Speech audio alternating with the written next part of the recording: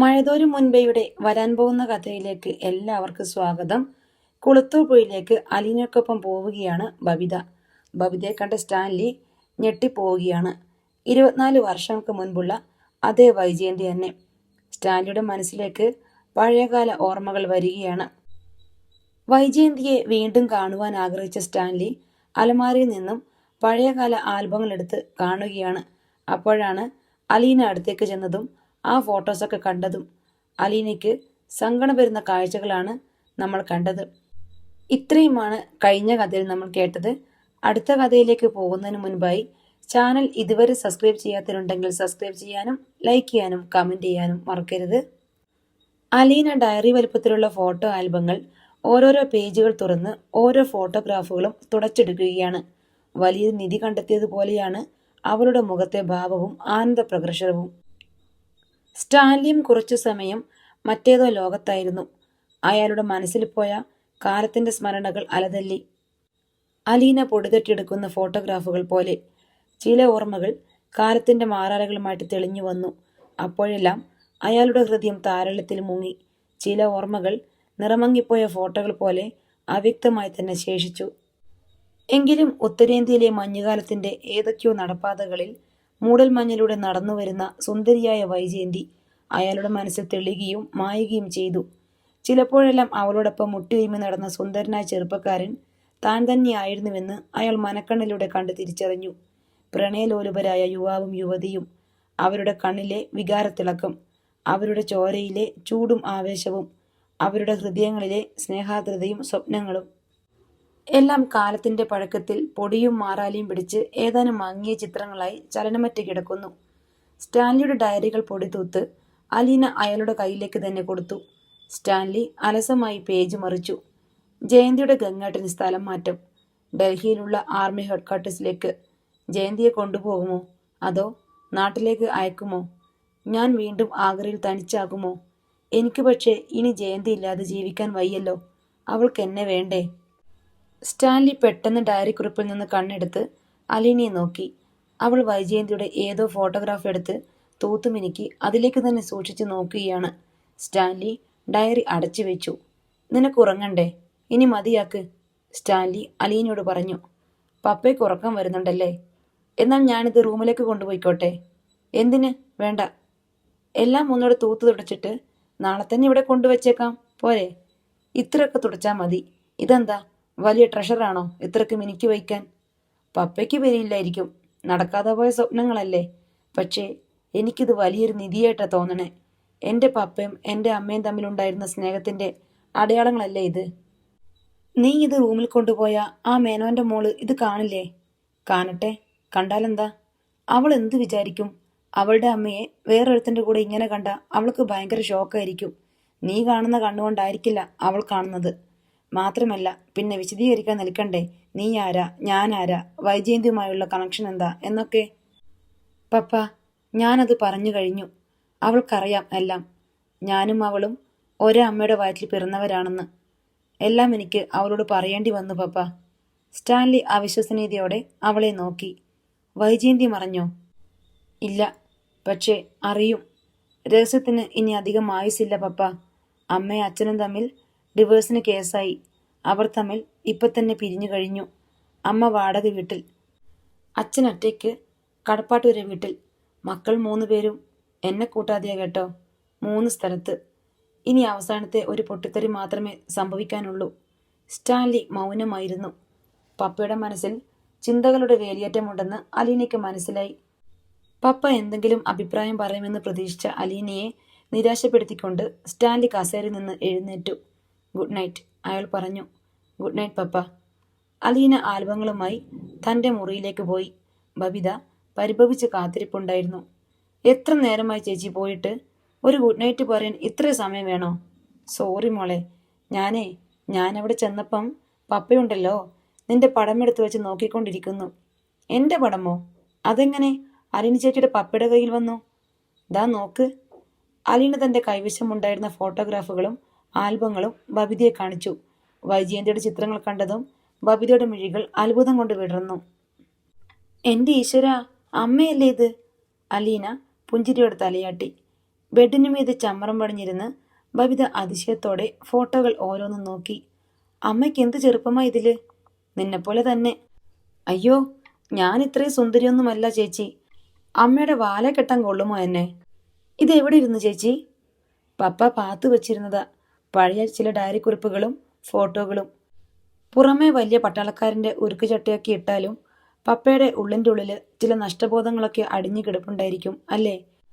അങ്ങോട്ടും ഇങ്ങോട്ടും മനസ്സൊരുക്കി സ്നേഹിച്ച് ഒന്നിച്ച് ജീവിക്കാൻ കൊതിച്ചിട്ട് ഒടുക്കം ഒരു യാത്ര പോലും പറയാതെ ഒന്ന് കാണാൻ പോലും പറ്റാതെ ദൂരത്തേക്ക് പിരിഞ്ഞു പോയി. അതൊക്കെ മറക്കാൻ പറ്റുമോ? അലീന ദീർഘശ്വാസം എടുത്തു. ഹായ്, ഇതാരാണപ്പാ ഈ സുന്ദരൻ? ഇതാണ് പപ്പ, അലീന ചിരിയോടെ പറഞ്ഞു. അലീന ചേച്ചിയുടെ പപ്പയോ? നമ്മൾ ഇന്ന് കണ്ട ആ തടിയൻ? അതുതന്നെ ഈ ആള്. അയ്യോ, എനിക്ക് വിശ്വസിക്കാൻ പറ്റണില്ല ചേച്ചി. ഇങ്ങനെയൊരു മാറ്റം വരുമോ മനുഷ്യന്?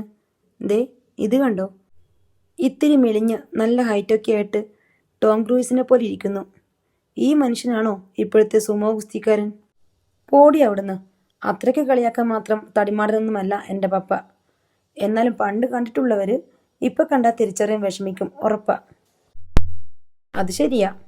ഞാനിന്ന് അലിന ചേച്ചിയുടെ പപ്പയെ കണ്ടപ്പം ഓർക്കുമായിരുന്നു, അമ്മ എന്ത് കണ്ടിട്ടാ ഈ ഊഞ്ചാപട ആത്മീയക്കൊരു പ്രേമിച്ചതെന്ന്. അതും ജാതിയും മതവും പൊസിഷനും ഒന്നും നോക്കാതെ. ഇപ്പം എനിക്ക് മനസ്സിലായി. നിനക്ക് എന്തു മനസ്സിലായി? രണ്ടുപേരും ഒന്നിനൊന്ന് മെച്ചമായിരുന്നു അല്ലേ ചേച്ചി? ഞാൻ നിനക്ക് വേറൊരു പടം കാണിച്ചു തരാം. അലീന പേജുകൾ മറിച്ച് വൈജയന്തി ഗർഭിണിയായ അവസ്ഥയിൽ സോഫയിലിരിക്കുന്ന ചിത്രം കാട്ടിക്കൊടുത്തു. പപ്പയും അമ്മയും ഒന്നിച്ച് താമസിച്ചിരുന്നപ്പോഴത്തെ പടമാ.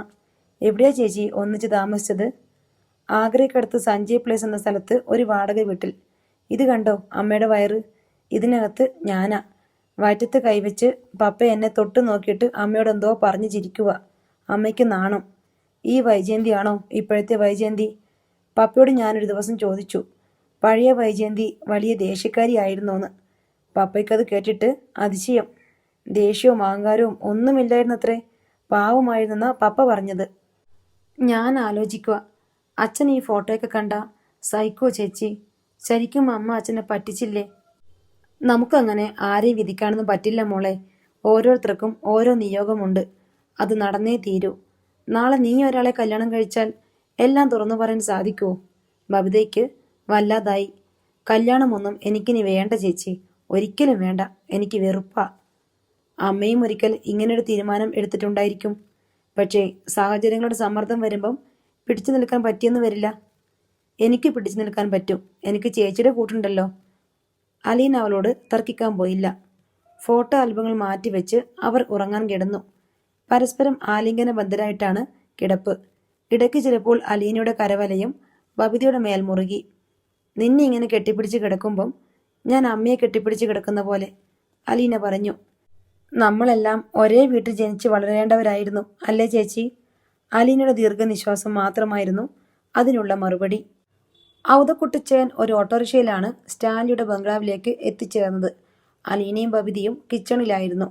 ആൻ്റപ്പൻ വന്ന് വിവരം പറഞ്ഞതേ അലീന പൂമുഖത്തേക്ക് ഓടി. അവിടെ ചെന്നപ്പോൾ പപ്പയും ഔതക്കുട്ടിച്ചായനും തമ്മിൽ ഉഗ്ര വാഗ്വാദം നടക്കുകയാണ്. ഔതക്കുട്ടിച്ചായൻ ഒരു ബാഗും തൂക്കിപ്പിടിച്ച് വെള്ള ഷർട്ടും വെള്ള മുണ്ടും ധരിച്ച് തോളത്ത് ഒരു തൂവെള്ള തോർത്തുമിട്ട് വീറോടെ നിൽക്കുന്നു. ഇപ്പുറത്ത് പപ്പ നിന്ന് കസറുന്നു. ഞാൻ കഴിഞ്ഞ 2-3 ആഴ്ചയായിട്ട് ഈ വീട്ടിൽ ഒറ്റയ്ക്കായിരുന്നു. അപ്പച്ചൻ്റെ കയ്യിൽ ഫോണുണ്ടായിരുന്നല്ലോ. എടാ ലാലിച്ച, നിനക്കവിടെ എന്തുണ്ട് വിശേഷം എന്നൊരു വാക്ക് വിളിച്ചു ചോദിക്കാൻ തോന്നിയോ? ഇല്ലല്ലോ. പെണ്ണും പെടക്കോഴിയും ഒന്നുമില്ലാതെ നീ കാലത്ത് മുതൽ പാതിരാത്രി വരെ കള്ളു മോന്തിക്കൊണ്ടിരിക്കുന്ന വീട്ടിലോട്ട് വരാനും വിശേഷം അന്വേഷിക്കാനും എനിക്കെന്താ വട്ടുണ്ടോ? വല്യപ്പച്ചനും ഒട്ടും വിട്ടുകൊടുക്കുന്നില്ല. മൂത്ത മകനാണല്ലോ ഞാൻ. ചത്തോ അതോ ജീവിച്ചിരിപ്പുണ്ടോന്ന് വിളിച്ചു ചോദിക്കാമല്ലോ. ആഹാ, എനിക്ക് മനസ്സില്ലായിരുന്നു. ഞാനാണോ അതോ നീയാണോ തമ്മിൽ മൂത്തത്? നിന്റെ തന്തയായ പ്രായം ചെന്നിരിക്കുന്ന ഞാൻ ചത്തോന്ന് നിനക്കറിയണ്ട. എൻ്റെ മകനായ നീ ചത്തോന്ന് ഞാൻ കൂടെ കൂടെ തിരക്കിക്കൊണ്ടിരിക്കണം. എവിടുത്തെ ന്യായമാടാ അത്? നിന്റെ പട്ടികളോട് പറ തിരക്കാൻ. എന്നെ അതിന് കിട്ടത്തില്ല. ഓഹോ, പിന്നെ എന്തിനാണ് പെട്ടിയും കിടക്കും എല്ലാം എടുത്തോണ്ട് ഇങ്ങോട്ട് വന്നേ? ആരെ കാണാനാ? ഞാൻ നിന്നെ കാണാനൊന്നും വന്നതല്ല. ഞാൻ എൻ്റെ കൊച്ചിനെ കാണാൻ വേണ്ടി വന്നതാ. അവള് വിളിച്ചിട്ടാ വന്നത്. അവത് കുട്ടിച്ചാൻ ചെറഞ്ഞു നിന്നു. അല്ലെങ്കിൽ തന്നെ നീ എന്നാടാ വലിയ കേണലായത്? എൻ്റെ മടി കിടന്ന് അപ്പിയിടുകയും മൂത്രമൊഴിക്കുകയും ചെയ്തിട്ടുള്ളവനല്ലേ നീ? ഇത് അവധിക്കുട്ടിച്ചായന്റെ ആവനാഴിയിലെ അവസാനത്തെ ഐറ്റമാണ്. പതിവ് പോലെ ഈ ഒളിയമ്പ് വന്ന് തറച്ചയുടൻ സ്റ്റാൻലിയുടെ എല്ലാ ആയുധങ്ങളുടെയും മൂർച്ച പോയി. അവധിക്കുട്ടിച്ചായൻ പറഞ്ഞത് ആരെങ്കിലും കേട്ടുവെന്ന് അയാൾ തലതിരിച്ചു നോക്കി. ഉവ്. പിന്നിൽ വാതിക്കൽ അലീന നിൽക്കുന്നു. അതിനു പുറകിൽ ബബിത. സ്റ്റാൻലിക്ക് ക്ഷീണമായി. അവളും കേട്ടല്ലോ. നാണോ മാനോ ഇല്ലെങ്കിൽ പിന്നെ മനുഷ്യനെന്താ വിളിച്ചു പറയാൻ മേലാത്തത്? സ്റ്റാൻലി വിധിയെ പഴിക്കുന്ന മട്ടിൽ ആരോടുന്നില്ലാതെ പിറുപിറുത്തിട്ട് അംഗരക്ഷകരായ 2 കൂറ്റൻ നായ്ക്കളെയും കൂട്ടി നീളൻ വരാന്തയിലൂടെ നടന്നുപോയി. അലീന അവധക്കുട്ടിച്ചാന്റെ മുന്നിലേക്ക് ഓടിച്ചെന്നു. വല്ലിപ്പച്ച, ആ കൈങ്ങ് തന്നേ.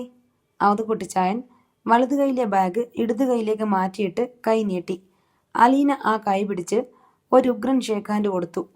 ഒരടി കാണാമല്ലോ എന്ന് വിചാരിച്ചിട്ട് നടന്നില്ല. അലീന ചിരിച്ചു. അവധക്കുട്ടിച്ചായൻ അവളെ പിടിച്ച് നേരെ നിർത്തി ആകെ ഒന്ന് നോക്കി. ക്ഷീണമാണല്ലോടി വച്ചേ. അയാൾ അവളുടെ തോളത്ത് കൈയിട്ട് ചേർത്ത് പിടിച്ചു. വല്യപ്പച്ചന് ഒരു മാറ്റവുമില്ല. ഇന്നെന്താ ഓട്ടോറിക്ഷയിൽ വന്നത്? കൊട്ടാരമറ്റത്ത് വാഹന ഹർത്താലായിരുന്നോ? ജീപ്പ് റിപ്പയറിങ്ങാ. കാറും കൊണ്ട് റോബച്ചൻ രാവിലെ കൊട്ടാരക്കരയ്ക്ക് പോയി. ഇവിടുത്തെ ബ്രേക്ക്ഫാസ്റ്റിന് മുൻപ് എത്താമെന്ന് മനസ്സിൽ കരുതി. ഞാൻ പൊല്ലൂർ സ്റ്റാൻഡിൽ നിന്ന് കുളത്തുപുഴ ഫാസ്റ്റ് പിടിച്ചു. കഴിഞ്ഞോടി കാപ്പി കൂടി? ഇല്ലില്ല, ഇത്തവണ നമുക്കൊരു ഗസ്റ്റ് ഉണ്ട് വല്യപ്പച്ച. എൻ്റെ കൂടെ വന്നതാ. ആരാ? പപ്പ പണ്ട് സ്നേഹിച്ച പെണ്ണിനെ വല്യപ്പച്ചൻ കണ്ടിട്ടുണ്ടോ? ഇല്ല. അവളന്ന് ഏതോ ഒരുത്തിയുടെ ഫോട്ടോ കാണിച്ചായിരുന്നു. ഏതോ ഒരുത്തിയല്ല, വൈജയന്തി, എൻ്റെ അമ്മ. അവധക്കുട്ടിച്ചായൻ അമ്പരുന്നു. അവളാണോ നിന്റെ കൂടെ വന്നിട്ടുണ്ടെന്ന് പറഞ്ഞത്? അവള് തന്നെ. വാ, കാണിച്ചു തരാം. അലീന അയാളെ അകത്തേക്ക് കൂട്ടിക്കൊണ്ടുപോയി. ഹാളിൽ നിന്നിരുന്ന ബബിതയെ അവൾ കൈകാട്ടി വിളിച്ചു. ബബിത, ഇങ്ങോട്ട് വാ. ബബിത മടിച്ച് അവരുടെ സമീപത്തേക്ക് വന്നു. ഇതാണ് സാക്ഷാൽ വൈജയന്തി. ഇവളെ കാണാതെയല്ലേ വല്യപ്പച്ചനെന്ന് കല്യാണം മുടക്കിയത്? അവധക്കുട്ടിച്ചായൻ ബബിതയെ അടിമുടി നോക്കി. കൗമാരം വിട്ടുമാറാത്ത പെൺകിടാവ്. കൂടി വന്നാൽ 20 21 വയസ്സ്. ലാലിച്ചം പ്രേമിച്ച പെണ്ണാണത്രേ. നീ എന്താ എന്നെ കളിയാക്കുകയാ? അവധക്കുട്ടിച്ചായൻ നെറ്റി ചുളിച്ച് അലീനയെ നോക്കി. എൻ്റെ വല്യപ്പച്ച, ആ വൈജയന്തിയുടെ മോളാ ഇത്. ഇപ്പം മനസ്സിലായോ? പപ്പയ്ക്ക് പോലും സംശയം പഴയ വൈജയന്തിയാണോന്ന്. അവധക്കുട്ടിച്ചായൻ ബബിതയെ ഒന്നുകൂടി സൂക്ഷിച്ചു നോക്കി. വൈജയന്തിയെ അയാൾ മുൻപ് കണ്ടിട്ടില്ല. അന്ന് ലാലിച്ചൻ ക്രിസ്ത്യാനിയല്ലാത്ത ഏതോ പെണ്ണിനെ ഇഷ്ടമാണെന്നും വീട്ടുകാരെല്ലാവരും കൂടി കല്യാണം നടത്തി കൊടുക്കണമെന്നും പറഞ്ഞ് പുനലൂരിൽ വന്നപ്പോൾ തറവാട്ടു താവഴിയിലെ സകല കുടുംബങ്ങളെയും വിളിച്ചുകൂട്ടി അവനെതിരെ യുദ്ധം പ്രഖ്യാപിച്ചതും ഒടുവിൽ അവൻ ദുഃഖിതനായി രാത്രി വീട് വിട്ടിറങ്ങിപ്പോയതും അവധക്കുട്ടിച്ചായൻ ഓർത്തു. പിറ്റേന്ന് തൻ്റെ പെങ്ങൾ അച്ചാമ്മയുടെ മകൻ ചെറിയാനാണ് വന്ന് പറഞ്ഞത് ലാലിച്ചൻ കാറിടിച്ച് നടുവൊടിഞ്ഞ് ബോധമില്ലാതെ എറണാകുളത്തെ ആശുപത്രിയിൽ കിടപ്പുണ്ടെന്ന്. ഇതുപോലൊരു പെണ്ണിനെയായിരുന്നോ അവനെന്ന് സ്നേഹിച്ചിരുന്നത്? അവധക്കുട്ടിച്ചായൻ ചിന്തിച്ചു. പിന്നീട് ബ്രേക്ക്ഫാസ്റ്റിന് ശേഷം അലീന വൈജയന്തിയുടെ ഫോട്ടോ കാണിച്ചു കൊടുത്തപ്പോൾ അവധക്കുട്ടിച്ചായന് ബോധ്യമായി ബബിത വൈജയന്തിയുടെ തനി പറുപ്പ് തന്നെയെന്ന്. ഇത്രയും നല്ലൊരു പെങ്കൊച്ചിനെ ഇഷ്ടമാണെന്ന് പറഞ്ഞ് മകൻ വന്ന് കാല് പിടിച്ചപ്പം അത് നടത്തി കൊടുക്കാഞ്ഞത് കഷ്ടമായി പോയി കേട്ടോ വല്യപ്പച്ച. അവധക്കുട്ടിച്ചായന് ഇത്തിരി ജാള്യം തോന്നി. അതിന് ഞാൻ കണ്ടോ അന്ന് പെണ്ണിനെ? ഓ, കണ്ടിരുന്നെങ്കിൽ കെട്ടിച്ചു കൊടുക്കുമായിരുന്നു അല്ലേ? അലീനയെ വിട്ടുകൊടുത്തില്ല. എൻ്റെ കൊച്ചേ, അത് കാലം വേറെ, ഇത് വേറൊരു കാലം. അന്ന് അങ്ങനെയൊക്കെ നടക്കുമായിരുന്നുള്ളൂ. ഇപ്പോഴിരുന്ന് അതേപ്പറ്റി ഓർത്തിട്ട് വല്ല കാര്യമുണ്ടോ? നമുക്ക് ക്ലോക്ക് തിരിച്ചു വയ്ക്കുന്നത് പോലെ പുറകോട്ട് തിരിച്ചു വയ്ക്കാനൊന്നും പറ്റില്ലല്ലോ. ഞാൻ വെറുതെ ചോദിച്ചെന്നേ ഉള്ളൂ വല്യപ്പച്ച, അലീന പറഞ്ഞു. അന്ന് ഉച്ചതിരിഞ്ഞ് ഊണ് കഴിഞ്ഞുള്ള മയക്കവും ചായ കുടിയും കഴിഞ്ഞ് തോട്ടത്തിലേക്ക് പോകാനൊരുങ്ങവേ സ്റ്റാൻലി അലീനയെ വിളിച്ചു ചോദിച്ചു. നീ തോട്ടത്തിലേക്ക് വരുന്നുണ്ടോ? എന്തിന്? എത്ര ദിവസമായി നീ അവിടെ വന്നിട്ട്? അവിടുത്തെ കാര്യങ്ങളെല്ലാം എങ്ങനെ നടക്കുന്നുവെന്ന് നോക്കണ്ടേ? നീ ഭരണം പിടിച്ചെടുത്തതിൽ പിന്നെ ഞാൻ അവിടുത്തെ കണക്കുകളൊന്നും നോക്കാറില്ല. ഞാൻ ഭരണം പിടിച്ചെടുത്തോ? അവിടെ എന്തൊക്കെയോ മാറ്റങ്ങൾ വരുത്തിയില്ലേ? ഓഫീസിലെ സെറ്റപ്പ് മാറ്റി, വെറുതെ ഇരിക്കുന്ന തൊഴിലാളികളുടെ ശമ്പളം കൂട്ടി, ഏതെങ്കിലും കിണറ്റിൽ നിന്ന് നല്ല ശുദ്ധജലം കോരിക്കൊണ്ടുവന്ന് കുടിച്ചുകൊണ്ടിരുന്ന അവർക്ക് പൈപ്പിൽ കൂടി ക്ലോറിൻ വെള്ളം കൊടുക്കാനുള്ള പദ്ധതിയിട്ടു. പിന്നെ എന്തൊക്കെയായിരുന്നു ഝാൻസി റാണിയുടെ ഭരണപരിഷ്കാരങ്ങൾ? അതൊക്കെ ശരിയായിട്ട് നടക്കുന്നുണ്ടോയെന്ന് നോക്കണ്ടേ? എൻ്റെ തോട്ടം പൂട്ടുന്നത് വരെയെങ്കിലും. അത് ഞാൻ പെട്ടെന്ന് പൂട്ടിത്തരാം, അലീന ചിരിച്ചു. അവളെ ഒന്ന് പറഞ്ഞയച്ചോട്ടെ പപ്പ, ഇന്നുകൂടിയല്ലേ ഉള്ളൂ അവളിവിടെ. ആരെ പറഞ്ഞയച്ചോട്ടെ എന്ന് സ്റ്റാൻലി നെറ്റി ചൊളിച്ചു. ബബിതയെ. ആ കുട്ടിക്ക് ഉടനെ തിരിച്ചു പോകണോ? പപ്പയല്ലേ പറഞ്ഞത് വിളിച്ചോണ്ട് വന്ന 1 2 ദിവസത്തിനകം തിരിച്ചയക്കണമെന്ന്. ഞാനങ്ങനെ പറഞ്ഞിരുന്നോ? പറഞ്ഞു. അല്ലെങ്കിൽ അവളെ തന്നെ വിളിച്ചു ചോദിക്കാം, അവളും കേട്ടതാണല്ലോ. ഏ നമ്മൾ തമ്മിലുള്ള ഫോൺ സംഭാഷണം എങ്ങനെയാ ആ കുട്ടി കേട്ടത്? അവളുണ്ടായിരുന്നു എൻ്റെ അടുത്ത്. പപ്പ ഭയങ്കര ഒച്ചയിൽ ഷൗട്ട് ചെയ്യുമല്ലായിരുന്നോ? നിനക്ക് ചെല്ലുന്നിടത്തെല്ലാം അനുജിത്തിമാരും ബന്ധുക്കളുമുണ്ട്. അവളെ ശുശ്രൂഷിക്കാൻ വേണ്ടിയല്ലേ നീ ഇത്രയും നാളും അവിടെ പോയി കിടന്നത്? ഇനി ഇങ്ങോട്ട് കെട്ടിവലിച്ചോണ്ട് വരണോ? എനിക്കിതൊന്നും ഇഷ്ടമല്ല. നിനക്ക് 1500 അനാഥാലയങ്ങളുണ്ടെങ്കിൽ നീ അങ്ങോട്ട് പോയിക്കൊള്ളണം. എൻ്റെ വീട്ടിലോട്ട് വരണ്ട. എന്തെല്ലാമാ പപ്പയെന്ന് വിളിച്ചു പറഞ്ഞത്, ഓർക്കുന്നില്ലേ? അതെല്ലാം ആ കുട്ടി കേട്ടോ? പിന്നെ കേൾക്കാതെ? ഭയങ്കര ദേഷ്യമല്ലായിരുന്നോ പപ്പയ്ക്കന്ന്? കൂട്ടിക്കൊണ്ട് വന്ന 1-2 ദിവസത്തിനകം പറഞ്ഞയച്ചേക്കണം. എനിക്ക് അവളുടെ പേര് പോലും കേൾക്കണ്ട എന്ന് പറഞ്ഞതും കേട്ടു. അവൾക്ക് പിന്നെ ഒട്ടും മനസ്സിലായിരുന്നു എൻ്റെ കൂടെ വരാൻ. ഞാൻ ഒരുപാട് നിർബന്ധിച്ച് കൂട്ടിക്കൊണ്ട് വന്നതാ. നമ്മൾ തമ്മിൽ ഫോൺ ചെയ്യുമ്പോൾ നീ എന്തിനാ മറ്റുള്ളവരെ പിടിച്ച് അടുത്ത് നിർത്തുന്നേ? നമുക്കൊരു പ്രൈവസി ഇല്ലേ? അത് കീപ്പ് ചെയ്യണ്ടേ? സ്റ്റാൻലി ദേഷ്യപ്പെട്ടു. അതിന് ഞാൻ ഓർത്തോ പപ്പ ഇങ്ങനെ ദേഷ്യം വന്നിട്ട് വായിൽ തോന്നിയതെല്ലാം വിളിച്ചു പറയുമെന്ന്? അവൾക്ക് ഭയങ്കര വിഷമമായിരുന്നു. പോട്ടടി മോളെ, സാരമില്ല, പപ്പയുടെ സ്വഭാവം അങ്ങനെയായിപ്പോയി എന്നെല്ലാം പറഞ്ഞ് ഞാൻ അവളെ സമാധാനിപ്പിച്ചു. പപ്പയ്ക്ക് അവളെ ഇഷ്ടമല്ലെന്നൊക്കെ അവൾക്ക് അറിയാം. അലീന കൺകോണിലൂടെ പപ്പയെ നോക്കി. സാരമില്ല പപ്പ, അവള് നാളെ രാവിലെ സ്ഥലം വിട്ടോളും. അതോടെ ആ ശല്യം അങ്ങ് തീരും. പിന്നെ നമുക്കിവിടെ അടിച്ചു പൊളിക്കാം. നാളെ തന്നെ പോകണമെന്ന് ഞാൻ പറഞ്ഞില്ല, സ്റ്റാൻലി ഗൗരവത്തിൽ പറഞ്ഞു. അവളങ്ങ് പോയിക്കോട്ടെ പപ്പ. പപ്പയ്ക്ക് ഇഷ്ടമല്ല എന്നറിഞ്ഞുകൊണ്ട് ഇവിടെ താമസിക്കാൻ അവൾക്കും ബുദ്ധിമുട്ടാ. അത് പിന്നെ ആർക്കായാലും അങ്ങനെയല്ലേ? സത്യം പറഞ്ഞ എൻ്റെയും പപ്പയുടെയും കൂടെ ഇവിടെ കുറേ ദിവസം താമസിക്കണമെന്ന് അവൾക്ക് വലിയ ആശയുണ്ടായിരുന്നു. ആ സാരമില്ല, പോട്ടെ. അല്ലെങ്കിൽ തന്നെ ഓരോരുത്തർ ചോദിച്ചാൽ നമ്മൾ എന്തു മറുപടി പറയും? എൻ്റെ അനുജത്തിയാണെന്ന് പറയുമ്പം കേൾക്കുന്നവർക്കെല്ലാം ഭയങ്കര കൺഫ്യൂഷൻ. എവിടെല്ലാം ഉണ്ട് എനിക്ക് അനുജത്തിമാര്, ഏതെല്ലാം വകുപ്പിൽ? അത് പിന്നെ പോട്ടെന്ന് വയ്ക്കാം. പക്ഷേ പപ്പയോട് ചോദിച്ചാൽ പപ്പ എന്ത് പറയും? ഞാൻ പണ്ട് കല്യാണത്തിന് മുൻപ് ആഗ്രയിൽ ജോലി ചെയ്തിരുന്ന കാലത്ത് സ്നേഹിച്ചിരുന്ന പെണ്ണ് പിന്നീട് വേറൊരാളെ കല്യാണം കഴിച്ചപ്പം അതിലുണ്ടായ കുട്ടിയെന്നൊക്കെ പറഞ്ഞു വരുമ്പോഴേക്കും കേൾക്കേണ്ടവർ 1.5 കിലോമീറ്റർ നടന്നു കഴിയും. നീയും കൂടെ ചേർന്ന് ആ കുട്ടിയോട് പറഞ്ഞു കാണും ഞാൻ ഭയങ്കര ദേഷ്യക്കാരനാണെന്നും മുട്ടാളനാണെന്നും എനിക്കാരെയും കണ്ണെടുത്ത കണ്ടുകൂടുന്നുമൊക്കെ. സ്റ്റാൻലി അലീനോട് ദേഷ്യപ്പെട്ടു. അതൊന്നും ഞാൻ പറഞ്ഞില്ലെങ്കിലും അവൾക്കറിയാം. ഇവിടെ വന്ന് കണ്ടപ്പോഴേ അവൾക്ക് ആളെ മനസ്സിലായി. തീരെ ബുദ്ധിയില്ലാത്തവളൊന്നുമല്ലല്ലോ. സാധാരണ നമ്മുടെ വീട്ടിലൊരു ഗസ്റ്റ് വന്നാൽ നമുക്കിഷ്ടമില്ലെങ്കിൽ പോലും നമ്മൾ ഇറങ്ങിച്ചെന്ന് ചിരിച്ച് വർത്തമാനമൊക്കെ പറഞ്ഞ് അവരെ സ്വീകരിക്കും. ഇവിടെ പപ്പ എന്താ ചെയ്തേ? മുറിയിൽ നിന്ന് പുറത്തോട്ട് പോലും വരാതെ മസിലും പിടിച്ച് നിന്നു. പിന്നെ രാത്രിയിൽ അത്താഴ മേശയിൽ കണ്ടപ്പം very nice to meet you എന്നൊരൊറ്റ വാചകം. ഇന്നലെ ഉണ്ടായ ചോരക്കുഞ്ഞിനെ കണ്ടാലും അന്ത്യശ്വാസം വലിക്കുന്ന അപ്പൂപ്പനെ കണ്ടാലും പപ്പ പറയാറുള്ള സ്ഥിരം ഡയലോഗ്. അതും പോട്ടേന്ന് വയ്ക്കാം. നമുക്കിന്നലെ ഗസ്റ്റ് വന്നിട്ട് സ്പെഷ്യലായിട്ട് എന്തെങ്കിലും വാങ്ങി വച്ചുണ്ടാക്കാൻ പപ്പ പറഞ്ഞോ? പൗലോസ് ചേട്ടൻ്റെ പതിവ് മെനു അത്ര തന്നെ. നമ്മൾ എന്തെങ്കിലും വാങ്ങിച്ചു കൊടുത്ത് സൽക്കരിച്ചോണ്ടല്ലേ നമ്മുടെ ഇഷ്ടവും സ്നേഹവും ഒക്കെ വെളിപ്പെടുത്തേണ്ടത്. അതൊന്നും കിട്ടാതെ വന്നപ്പം അവൾക്ക് കാര്യം മനസ്സിലായി. സ്റ്റാൻലി അലീനയുടെ നേർക്ക് ക്രുദ്ധനായി നോക്കി. എന്നിട്ട് ഇറങ്ങി ഒറ്റ നടത്തം. ഷെഡിൽ കയറി ജീപ്പും എടുത്ത് നേരെ തോട്ടത്തിലേക്ക്. ബബിത സിറ്റൗട്ടിലേക്ക് വന്നു. എന്തായിരുന്നു അപ്പനും മോളും കൂടെ വലിയ ഡയലോഗ്? ഭയങ്കര സാധനം തന്നെ. അലീന ജീപ്പ് പോയ വഴിയിലേക്ക് നോക്കിക്കൊണ്ട് പറഞ്ഞു. ആര്? പപ്പയോ? പപ്പയ്ക്ക് നിന്നെ ഇഷ്ടമില്ലാത്തത് കൊണ്ട് നീ നാളെ പോവാണെന്ന് ഞാൻ പറഞ്ഞു. നീ പോകരുതെന്നും നിന്നെ ഇഷ്ടമാണെന്നും നീ കുറച്ചു ദിവസം ഇവിടെ താമസിക്കണമെന്നുമൊക്കെ പറയണമെന്ന് പപ്പയുടെ മനസ്സിലുണ്ട്. പക്ഷേ വാ തുറന്ന് പറയാൻ എന്തൊരു മടി. ഞാൻ കമ്പിട്ട് കുത്തിയിളക്കി നോക്കി. ആ നാക്ക് എവിടെയാ കിടക്കുന്നതെന്ന്. എവിടെന്ന്? പഠിച്ച പണി 18 പറ്റിയിട്ടും ഒരു രക്ഷയുമില്ല, അലീന പറഞ്ഞു. സ്റ്റാൻലി തോട്ടത്തിൽ നിന്ന് തിരിച്ചെത്തിയപ്പോൾ 6 മണി കഴിഞ്ഞു. അലീനയും ബബിതയും ഡൈനിങ് റൂമിൽ ചില്ലറ പണികളിലായിരുന്നു. സ്റ്റാൻലി നേരെ ഊണുമുറിയിലേക്ക് വന്നു. അയാൾ കയ്യിലൊരു പ്ലാസ്റ്റിക് സഞ്ചി തൂക്കിപ്പിടിച്ചിരുന്നു. അയാൾ അത് അലീനയുടെ നേർക്ക് നീട്ടി. ഇതെന്താ പപ്പ? കുറച്ച് ഫ്രൂട്ട്സാണ്, അനാർ. ഇതെവിടുന്ന് കിട്ടി? ഞാൻ ടൗണിൽ പോയപ്പം അവിടെ ഇരിക്കുന്നത് കണ്ടിട്ട് വാങ്ങിച്ചതാ. പപ്പ അങ്ങനെ പുറത്തുപോയി ഒന്നും വാങ്ങിക്കുന്ന പതിവില്ലല്ലോ. ഇന്ന് ഫ്രൂട്ട്സ് ഇരിക്കുന്നത് കണ്ടപ്പോൾ വാങ്ങണമെന്ന് തോന്നി. വാങ്ങി, അത്രയുള്ളൂ. അതൊരു വലിയ തെറ്റൊന്നുമല്ലല്ലോ, ഗൗരവത്തിൽ പറഞ്ഞിട്ട് സ്റ്റാൻലി തിരിഞ്ഞു നടന്നു. അലീന ബാസ്ക്കറ്റ് എടുത്ത് ടേബിളിൽ വെച്ചിട്ട് അതിലേക്ക് സഞ്ചിയിലെ ഫ്രൂട്ട്സ് കുടഞ്ഞിട്ടു. അയ്യോ, പോമഗ്രാനറ്റ്, മാതള നാരങ്ങ. ബബിത അതൊരെണ്ണം എടുത്ത് മുകളിലേക്ക് ഇട്ടിട്ട് പിടിച്ചെടുത്തു. പപ്പ വേറെന്തോ പേരാണല്ലോ പറഞ്ഞത്. അനാർ. അത് ഹിന്ദി. നിനക്കിഷ്ടമാണോ ഇത്? എനിക്കല്ല, അമ്മയ്ക്ക് ഭയങ്കര ഇഷ്ടമാ. മാർക്കറ്റിൽ ഇത് കിട്ടാനുള്ളപ്പോഴൊക്കെ അമ്മ വാങ്ങിച്ചോണ്ട് വരും. ശരിയാ, ഞാൻ ഓർക്കുന്നു. അലീനയുടെ മിഴികളിൽ അതിശയം വിടർന്നു. യേശുവേ, കള്ളന് കഞ്ഞിവെച്ച ഒരു പപ്പയാണല്ലോ എനിക്ക് കിട്ടിയത്. എടി മോളെ, ഇത് നിനക്ക് വേണ്ടി വാങ്ങിച്ചോണ്ട് വന്നിരിക്കുക.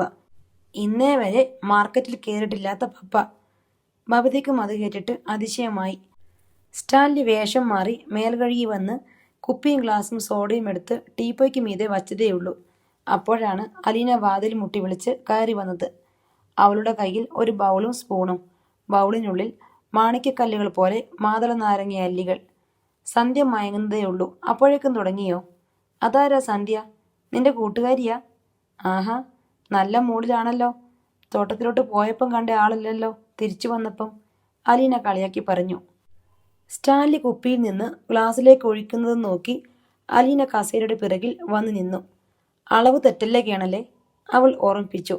എന്നിട്ട് സ്റ്റാൻലിയുടെ ഇരു തോളിൻ്റെ മീതെ കൂടി 2 കൈയും ഇട്ട് ബൗൾ അയാളുടെ മുഖത്തിന് താഴെ പിടിച്ചിട്ട് അതിൽ നിന്ന് സ്പൂൺ കൊണ്ട് മാതളനാരങ്ങ അല്ലികൾ കോരി സ്റ്റാൻലിയുടെ വായ്ക്ക് നേരെ നീട്ടി. സ്റ്റാൻലി വാ തുറന്ന് അത് സ്വീകരിച്ചു. വൈജയന്തിക്ക് വലിയ ഇഷ്ടമായിരുന്നു പപ്പ ഇത്. സ്റ്റാൻലി ഞെട്ടിയതുപോലെ തലതിരിച്ച് അവളെ നോക്കി. ആര് പറഞ്ഞു? പറഞ്ഞതാരുമായിക്കോട്ടെ, ശരിയാണോന്ന് പറ. ഇഷ്ടമായിരുന്നെന്ന് തോന്നുന്നു. പപ്പ വൈജയന്തിക്ക് ഇത് വാങ്ങിച്ചു കൊടുക്കുമായിരുന്നോ? അങ്ങനെ തോന്നുന്നു, അലീന കുസൃതിയിൽ ചോദിച്ചു. ആ, ചിലപ്പോഴൊക്കെ. ചിലപ്പോഴൊക്കെ എന്ന് പറഞ്ഞാൽ എപ്പോഴാ? പ്രേമിച്ചിരുന്ന കാലത്തോ അതോ ഒന്നിച്ച് താമസിച്ചിരുന്നപ്പോഴോ? ഒന്നിച്ച് താമസിച്ചിരുന്നപ്പം, അയാൾ പറഞ്ഞു. അലീന വീണ്ടും മാണിക്യ അല്ലികൾ സ്പൂണിൽ കോരിക്കൊടുത്തു. വൈജയന്തി പപ്പയോട് പറയുമായിരുന്നോ വാങ്ങിച്ചോണ്ട് വരാൻ? സ്റ്റാൻലി മൂളി. പപ്പ എന്നും വാങ്ങിച്ചു കൊടുക്കുമായിരുന്നോ? ഗർഭിണിയായിരുന്നപ്പം. അവൾക്കന്ന് ഇത് മാത്രം മതി, മറ്റെന്ത് കഴിച്ചാലും മനം പിരട്ടലായിരുന്നു. അലീനയുടെ ഉടലിലൊരു കുളിർ കോരിയിട്ടു ആ വാക്കുകൾ. അവൾ ബൗൾ ടീപ്പോയിന്മേൽ വച്ചിട്ട് പപ്പയുടെ കഴുത്തിലൂടെ കൈ മുന്നോട്ടിട്ട് ആശ്ലേഷിച്ചു. അയാളുടെ വലിയ ശിരസിൽ താടി ഊന്നിക്കൊണ്ട് ചോദിച്ചു. പപ്പ, ഇത് ബബിതയ്ക്ക് വേണ്ടി വാങ്ങിച്ചതല്ലേ? അങ്ങനെയൊന്നുമില്ല. സ്റ്റാൻലിയുടെ ശബ്ദം ദുർബലമായി. എനിക്ക് മനസ്സിലായി പപ്പ. ബബിതയെ പപ്പയ്ക്ക് ഇഷ്ടപ്പെട്ടുവെന്ന് എനിക്കറിയാം. അവളിവിടെ താമസിക്കുന്നത് പപ്പയ്ക്ക് ഇഷ്ടമാണെന്നും അറിയാം. അലീനയുടെ ഒച്ച നേർത്തു. പപ്പയെപ്പറ്റി അവൾ മോശമായിട്ട് ഒന്നും വിചാരിച്ചിട്ടില്ല കേട്ടോ. എൻ്റെ പപ്പ നല്ലതാണെന്നേ ഞാൻ എല്ലാവരോടും പറഞ്ഞിട്ടുള്ളൂ. അത് വെറുതെ പറയുന്നതല്ല. എനിക്കറിയാം എൻ്റെ പപ്പ നല്ലതാണെന്ന്. സ്നേഹമുള്ള ഒരു സിംഹത്തിൻ്റെ മനസ്സാണ് എൻ്റെ പപ്പയുടേത്. ഒടുവിൽ അലീനയുടെ കണ്ടമിടറി. സ്റ്റാൻലിയുടെ കഷണ്ടിയുടെ തിളക്കത്തിൽ ഒരു കണ്ണുനീർത്തുള്ളി വീണു. അലീന നെറുകയിൽ ഒരു ഉമ്മ കൊടുത്തിട്ട് നിവർന്നു. അത് കഴിച്ചു തീർത്തേക്കണം. അവൾ സ്പൂൺ ബൗളിലേക്ക് വച്ചിട്ട് മുറി വിട്ടുപോയി. ടീപ്പോയ്ക്ക് മേലിരുന്ന ബൗൾ സ്റ്റാൻലി കയ്യിലെടുത്തു. അതിലെ അല്ലികൾ അയാൾ സ്പൂണിൽ കോരി. ആ മാണിക്യ അല്ലികളുടെ തിളക്കത്തിൽ അയാൾ വൈജയന്തിയെ ഓർത്തു. അവളുടെ ഉദരത്തിൽ രൂപം കൊണ്ടിരുന്ന കുരുന്ന ജീവനെ ഓർത്തു. അവളാണിപ്പോൾ ഈ മുറിയിൽ വന്നിട്ട് പോയതെന്നും ഏതോ സ്നേഹലാളനകളുടെയും നിർവൃതിയുടെയും പണിനീരിൽ നനഞ്ഞു കുതിരുന്ന ഒരു സ്പോഞ്ച് കഷ്ണമാണ് താനെന്ന് അയാൾക്ക് തോന്നി. ഇത്രയുമാണ് ഇന്നത്തെ കഥ. അടുത്ത കഥയുമായി വീണ്ടും വരാം. ബൈ.